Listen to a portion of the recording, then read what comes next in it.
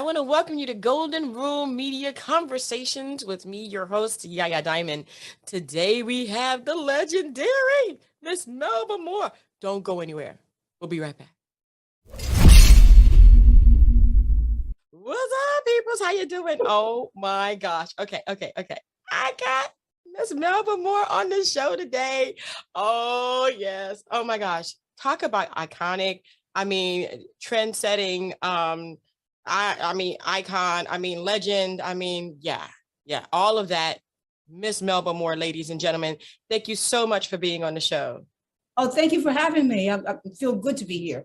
Awesome. Well, I'm glad that you're here. I wanted to get into so everybody has a beginning, whether it be like this fabulous thing or whether it be like a gradual thing. What was your beginning like? Well, beginning of life, beginning of show business, beginning of show business. Oh, show business? Yeah. Oh, okay. Okay, I had a couple of beginnings. That's why I asked you. I got you. First occupation was as a public school teacher in Newark, New Jersey. Oh, wow. I was dumbfounded. See the look on your face. You said, yeah, I didn't expect that, but okay. That's kind of cool. I like that. Congratulations on that.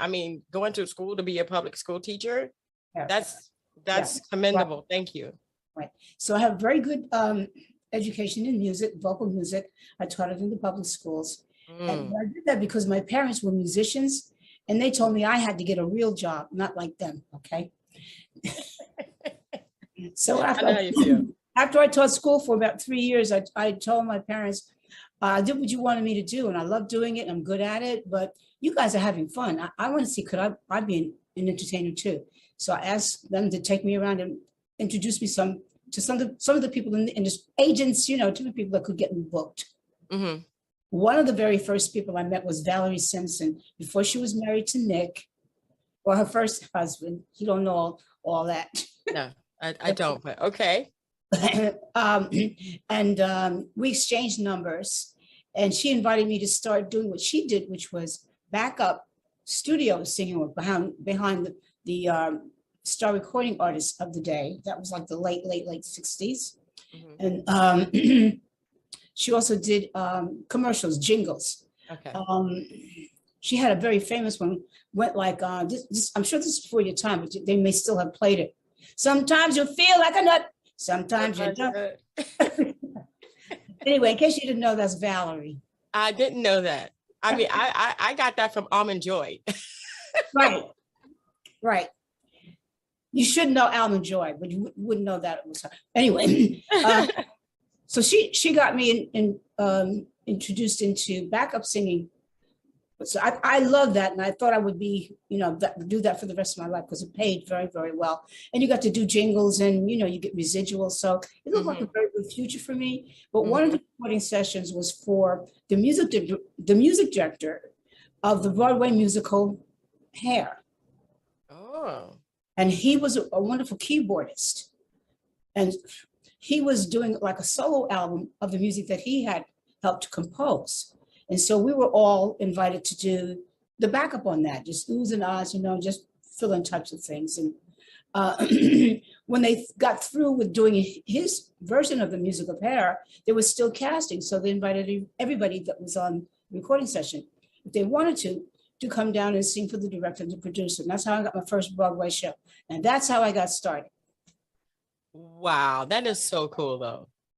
Just to think that the circumstances and just everything lined up, that was the most high. That was the most high. It couldn't have been anybody else. It was the most high. Definitely. Things just don't line up like that all the time. No. That's just a blessing. Wow. And so from that point on, it was like a hurricane, or was it a gradual, introduction into everything? No, it was kind of a whirlwind. You had to take one step at a time. But what happened was after I was doing Hair I did it for a year and a half. In the last 6 months that I did it, they had so many different people doing the female lead and changing that they weren't happy with. So one of the girls in the course said, why don't you let Melba have a chance at it? I said, Mary, why you tell them that I'm going to do it?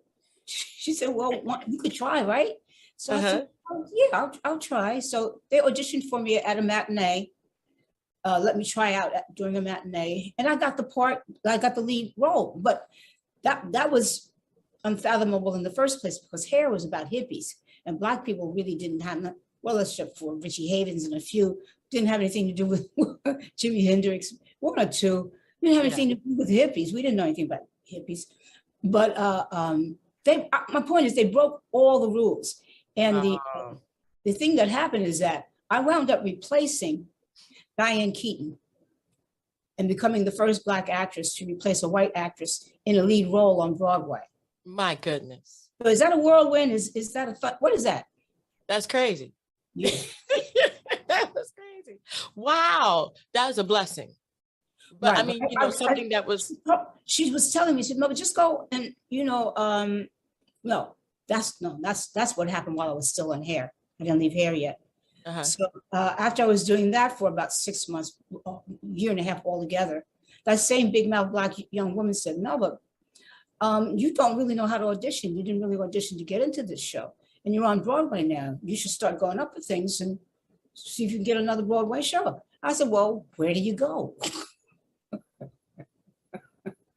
Oh my gosh. So the whirlwind continues. So she told me where to go to audition for what became my second Broadway show, which was Purlie.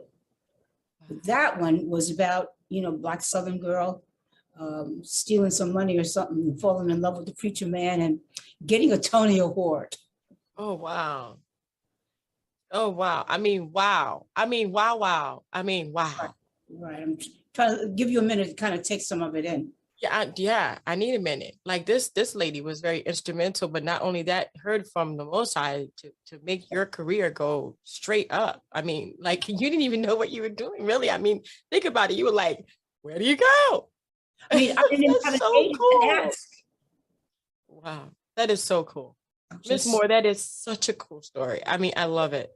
Too, like how great people were, you know, to give you a hint or give you, you know, an encouragement or kind of tell you like what's going on because you're really out of element. Mm-hmm. So people around you, they become your extended family. Yeah. Tell you what's going on in your life. Wow. Yes, so needless to say, yeah, I'm a born again Christian. Mm-hmm. I hear you. I come to believe. You not only believe, you know, and, you know, be religious, but you see things happening like this, and then you have to figure out how to sustain them. Yeah. I totally get it. Wow. So after Broadway, did you record your first single album during that time, or was it after that time?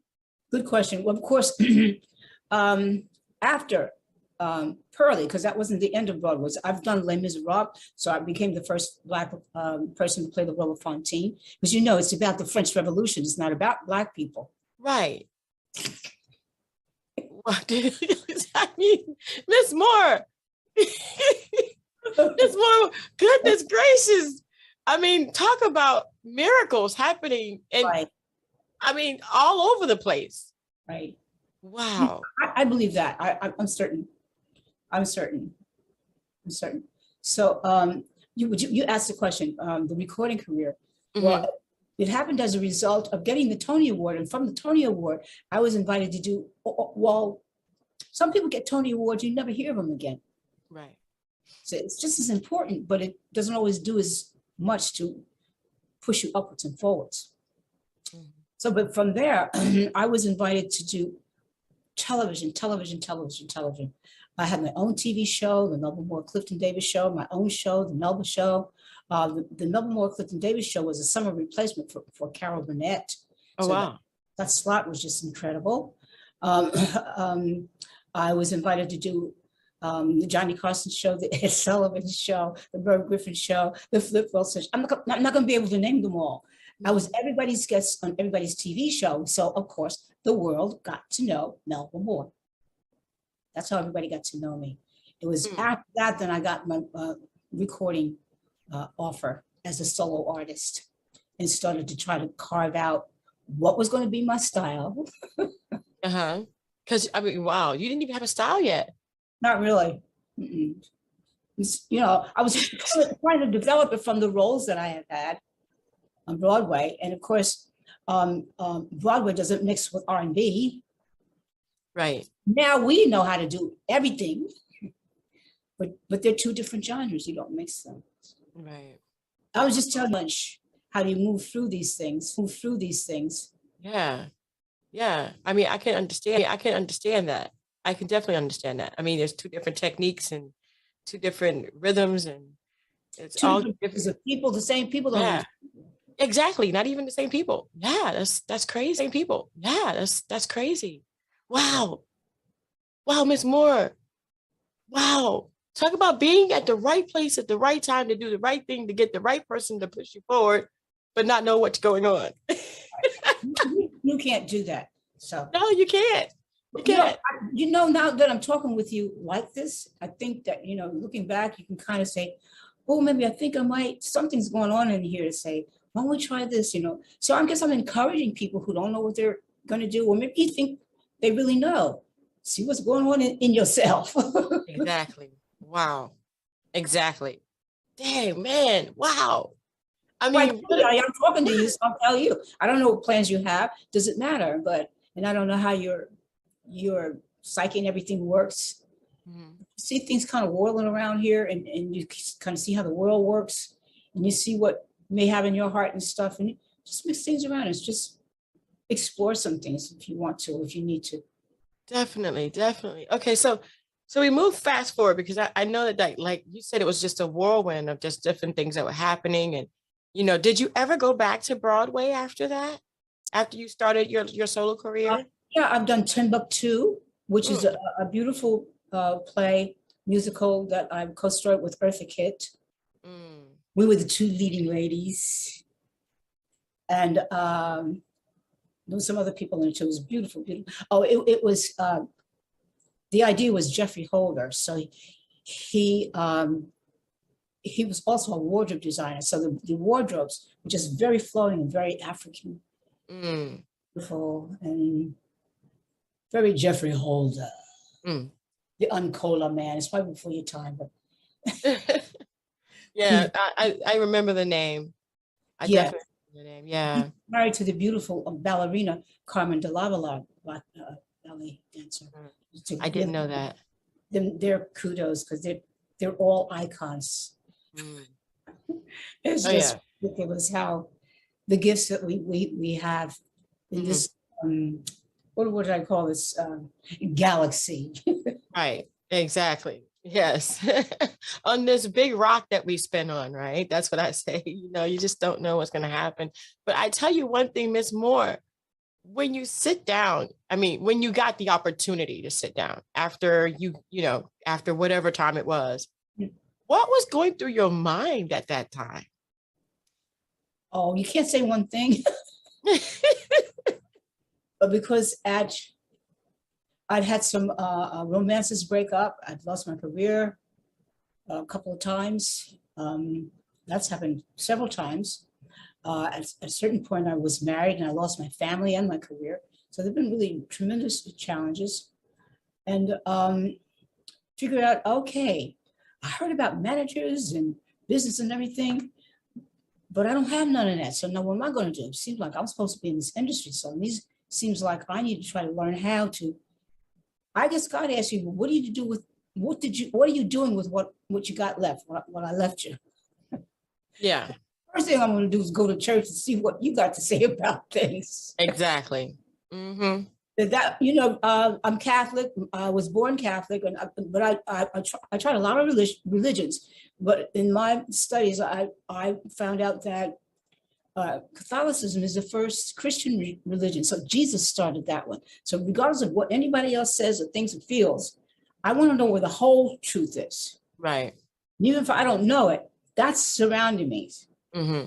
And that's what I have an opportunity to have someone from the heavenlies invest in me, tell me what I'm doing. And then that way, regardless of what happens for me, I'll do something good for somebody else too. And I understand that really pleases God. If you do that, He might let you do it a little bit longer, or maybe send you somewhere else that's really nice too. You know, you can have have a really good, great life. So religion is kind of my first job right now. Mhm. But I've also done the show Chicago. Okay.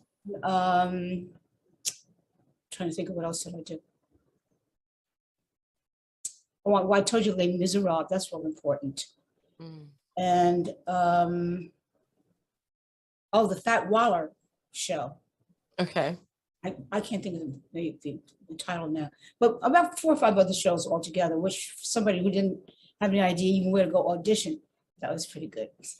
Pretty good. I'm going to go back and do More. some more. Oh my gosh. Excellent. Blessing. Yeah. Just amazing. I mean, your life is just right in the pocket of amazing. Amazing. Some pretty difficult things happen too. I don't want to make it sound as though it's easy. It's not easy at all. Mm-hmm. I don't want to make it sound as though nothing really bad didn't happen to me. I gotcha. Yeah. So among all the things life did happen. Right. Yeah, I gotcha. And I mean, there's people, I think that, as a person and as people who go after their dreams and their hopes like you, things happen. And I think that a lot of people don't understand that. They just see you as that persona, but you as a person going through difficulties and still having to smile. I mean, how do you do that? How can you do that when everything is collapsing on one end, but on this end, you can't really disclose it? I really think it's God, because I don't think you can really do that, but maybe some people can. But and you're searching. You're not pretending. You're searching. And when you're on and you see if you're in a people industry like we are, the first thing you do is notice what effect that has on the other person. Yeah. So if you're, really down in the dumps, you're going to have that effect on the person. So you don't make that choice. I think that's one reason you're able to, at least for the moment, and you go moment to moment to moment to moment. And then sometimes it really fascinated me to see some of the television shows. I did a lot of hard news because I had to tell my story just to stay safe in some cases. And when I would watch them back, it didn't look like I had gone through all of that. So I think that for myself, I shouldn't try to speak for everybody else. In the effort of trying to hold on to whatever was the positive aspect and stay on the rock, don't fall off the precipice. Right. Each time something was gained and something was added, that I can look back and say, oh, that's the presence of God some kind of way. So it's going to heal me. It's going to make me look better. It's going to make my mind and everything more whole. So even if I'm really think I'm feeling terrible, I'm still getting better. It's medicine somehow. Yeah. I can describe it. It's more than whatever it is we think it is. Thank God. Hey, hallelujah. I mean, wow. So you have a new album out called Imagine right now, right? Or is it coming up? No, it's out already. It's out. Fact, on some charts, it's already #1. What? Oh, I love it. Yes, Miss Melba Moorman. I'm telling you, I am so excited for you. A career is hard to keep going. Yeah. What kind of advice do you give people who are looking to be maybe, not even an entertainer, but just someone that a glue? You're like the glue. You're like the icon. You're the person that all of the younger people look up to in the industry, and they want to be like you. What do you tell them? What did you do, or what didn't you do? I did everything, made all the mistakes. You try to get some good advice around you, and it doesn't have, you don't have to be an entertainer. You're a human being, so you want the rule books of life for wherever you are, and it can be very, very, very difficult. So, and I'm also telling adults, don't wait for young people to come to you. They don't know yet. You do. You've been through it. So look for somebody to help. Look for somebody to mentor. Look for somebody to give some aid to. Set a good example. I hear you. Mm-hmm. So sometimes you don't have a conversation, but you have an opportunity just by your presence to encourage somebody. I want to continue to try to do that now. And I always I'm been a follower, but I'm mature now, so I should take the lead a little bit. So if you ask me a question, I'm following you, but I'm saying too, everybody could be a good example. So you know, do your best, look your best. Whatever you're going to do requires a budget. If you're going to be in charge of it, there's usually two aspects of it: the product and the business part of it. You know, learn how to file and pay your own taxes, count your own money. Before you try to get an accountant, you don't even know what to tell them to do yet, or you take some advice from someone else before you had some knocks and bruises yourself. Learn how to fall without hurting yourself. And then learn how to stretch your stuff so you can keep getting up. Yeah. Definitely. Wow. Yes, definitely. I totally. So where can people find the album, and tell me about what your favorite cut is on the album? All right. Well, I don't think it means too much to people for them to know what my favorite cut is if they haven't heard it. So I want you to first go listen to the album, and you can download it and you can stream it on all of the digital platforms. You can get it on, you can buy it on Amazon.com. If you don't know about me, go on YouTube, because they'll have everything about me. You can catch me on Instagram at Melba Moore, and well, all of the platforms. But the album is called Imagine, and I'll tell you about Imagine. The song is basically a place of hope, a place of peace. Imagine peace on every street. That's the subject of the song, and I think it's the subject of the entire album. In the midst of a pandemic, having lost so much, and still having our lives and our most of our works and the opportunity to move forward again. I feel like we're very, very, very blessed, and we want to share this I want to share it with people. And of course, it's my way of expressing my philosophy of life, which I believe is love conquers all. That's not the name of the song, but it's my philosophy. I hear you. So definitely. Wow. Miss Moore, thank you so much. You have been such a blessing to me. You've blessed this entire day. It's just blessed. Thank you so much for being here with me. Oh my gosh, we're going to have all of that information for you guys to go and check out Imagine, go and follow and like and comment on her Instagram and all that right in the description box below. So that way you guys can go ahead and support Miss Melba Moore, the icon, the legend, the inspiration, and wow, just a blessing. I mean, if you haven't listened to this entire interview from the beginning, you need to go back to the beginning, because the way that Miss Melba Moore made it in the industry was nothing short of a miracle. And she had the talent to do it, but she had the instruments to push her forward. And that was from the Most High himself. Thank you so much. I am so grateful for you to be on this show today. Thank you so very much, Miss Moore. You did such a great job with sharing your audience with me. I really, truly appreciate you. Without you, I'd just be singing in my closet here, you know? Okay, well, I would have been in the closet probably with you. Doesn't sound very good, but I come out with the closet. Okay. Thank you, Ms. Moore. And thank you guys so much for tuning in. And don't forget to dare to be different. Until next time, guys. Bye. Bye-bye. Bless you.